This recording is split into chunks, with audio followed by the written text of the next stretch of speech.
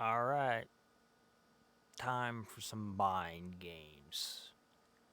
How the few control the many. Propaganda, censorship, lying, and other weapons of mass deception. Before I start that, I found this article that was very interesting. This was wrote back in 2013. Okay, this is when the NSA first started using telecommunication giants to spy on anybody and everybody, and they called the program Prism. Okay, this is where you had AT&T offices, and all that stuff. This was all written back in 2013. Verizon, they used. It has this. It's kind of a stupid little video, but it's funny. The NSA is basically saying we do not spy, but we read content of emails and phone calls. We just keep records of the communications. I'm going to play this little video. It's kind of interesting because this was done in 2013, and you can see what we're going through now and how far we've come along. I'm the boss of Google. I'm the boss of the National Security Agency. I'm the boss of Google. I'm the boss of the NSA. I'm the boss of Google. I'm the boss of the NSA. Now that we have that established, what is your ultimate goal? We want to know everything about everybody all of the time. So do we. We don't want you spying on us. Ditto. So let's work together. We'll give you all the information we have on everybody, if you'll do the same. Much of our information is classified in top secret. But we'll only use it for commercial purposes. You mean, for example, you'll sell a terrorist a toaster. If his profile indicates he's in the market for a toaster. But he might want a course on how to give a dog a bath. If we make this deal, then we might use the information you give us to turn an innocent man into a terrorist. What you do with the information is your business. All right. Suppose you give us information on a car salesman who lives in Peoria and we make him into a terrorist, a threat to the state. We have our reasons for doing that. Then you give us that information, and we sell this terrorist the brand of car wax terrorists tend to favor. Or you could recommend an attorney. He'll need an attorney. Then if he does get an attorney, we tell you who the attorney is. Then we investigate the attorney. You give us the results of that investigation, and we see he's an avid golfer. We show him ads for golf clubs and video instruction courses on developing a better swing. This might work out well. That is, if we let an accused terrorist have an attorney, which we wouldn't. Over time, as we learn to trust each other, we might decide it's beneficial to merge into one company. It would save time and money. Yes. We could make money selling toasters and car wax and golf clubs. And we could profile and investigate people to see if they're potential terrorists. It's all just information. And how you use it. But we would never do anything wrong. Neither would we. Facebook is a threat, though. Why? Because millions of people are already profiling themselves. If this goes too far, there would be a reduced need for NSA. So we need to start a campaign against Facebook. What would be the substance of that campaign? We secretly issue rumors that Facebook is exposing too many people to data theft and stalking and surveillance by the government. Yes. And if that doesn't work, we start a new operation called Confessions. If you can't beat them, join them. What would Confessions do? Allow people to make extensive online confessions of every secret they have, confessions of their past misdeeds and their most private and antisocial thoughts. It would be an instant hit. Are you thinking what I'm thinking? I believe so. We have to bring the Vatican in on this. They have the biggest confession database in the world. Excuse me. What?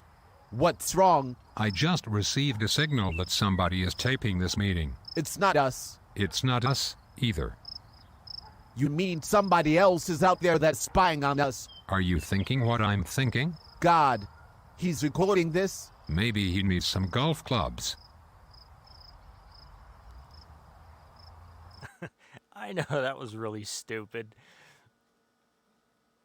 but it's funny because some of the stuff they say in there,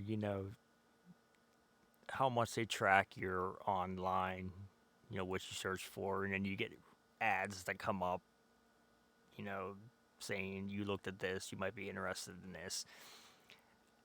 I just found it pretty interesting because that was made back in 2013, and look how far we came since then. Anyways, we're going to get into the mind games that gets played on us every single day. There are few, whilst we are many. We outnumber them by a million to one, and our collective power is capable potentially of overwhelming them in an eye blink. How do you persuade the many to do what you want them to do, even though it's contrary to their best interests in survival? There is 5 elements of control, narrative control, okay? All of our world's problems are created by the powerful. Powerful will keep creating those problems until ordinary people use their superior numbers to make them stop. Ordinary people don't use their superior numbers to stop the powerful because the powerful is continuously manipulating people's understanding of what's going on. Humans are storytelling creatures. If you can control the stories humans are telling themselves about the world, you can control the humans and control the world.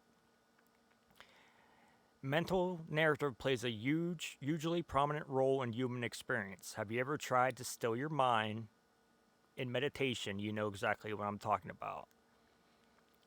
The powerful manipulation the dominant narratives of our society in approximately 5 major ways: propaganda, censorship, Silicon Valley algorithm manipulation, government secrecy, and the war on journalism.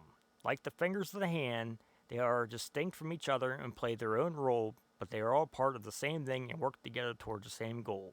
They're all just different aspects of the U.S. centralized empire's narrative control system. Okay, we're going to start with propaganda. As I read through these, your eyes are going to open because it's a lot. There's a lot what's happening nowadays. Okay, propaganda is the empire's narrative creation system. While the other 4 elements of imperial narrative control are geared mostly towards preventing inconvenient narratives from circulating, propaganda is the means by which the empire generates narratives which benefit it. That a foreign dictator needs to be removed, an inconvenient politician is sinister in some ways and must not be permitted to lead. Your government loves human rights, and all its war are humanitarian. Voting works, capitalism is great, you can trust us, we are the good guys. How many times do you hear that? Trust us, we will protect you. The wealthy media owning class protects its own class by hiring media executives whose worldview matches its own. And those executives hire underlings that have the same worldview, who hire their own underlings with the same worldview, and before you know it, you're looking at a media conglomerate full of people who will support the status quo politics of the media, owning class whose kingdom are built upon that status quo. In fact, these media institutions are so invested in protecting the status quo that they have very large degree of overlapping with other institutions responsible for maintaining the imperial status quo, like the U.S. intelligence cartel. News punditry is now full of former intelligence officials, and anytime there's a narrative an intelligence agency wants to print, it simply has an officer or a proxy whisper it to the mainstream news reporter, then who uncritically repeats the narrative disguised as a news story. Reporters within the system are not explicitly told to generate propaganda to protect the status quo power. Rather, they develop a sense of what kind of reporting will get them published. They fail to learn to navigate the system, you would simply never hear about them. Censorship. We've all been censored.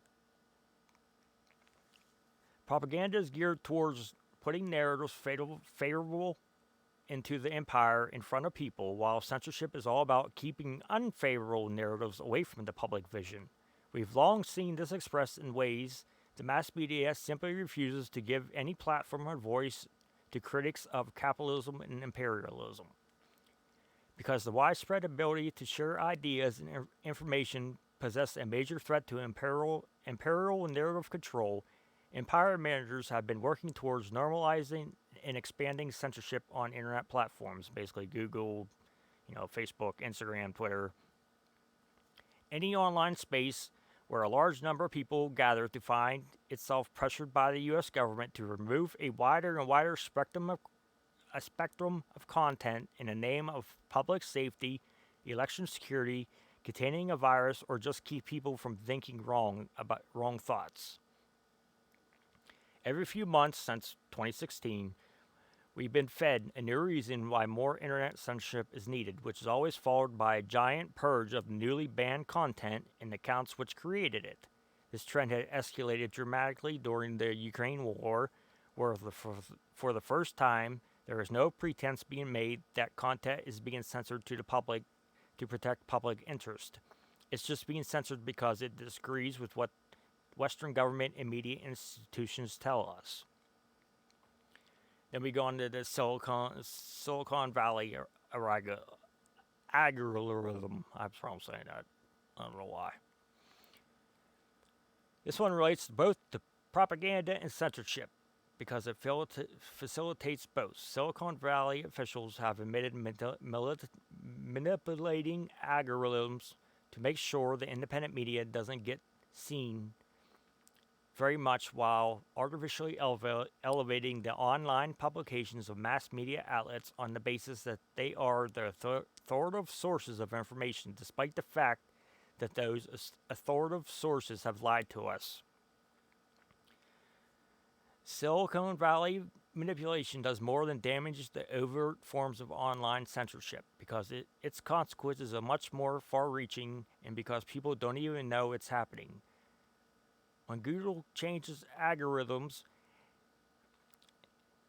to ensure the leftist and anti-war media outlets ranked much lower in search results than they used to, it influenced the ways millions of people gathered information about the most important issues in the world, and hardly everyone even knew it happened.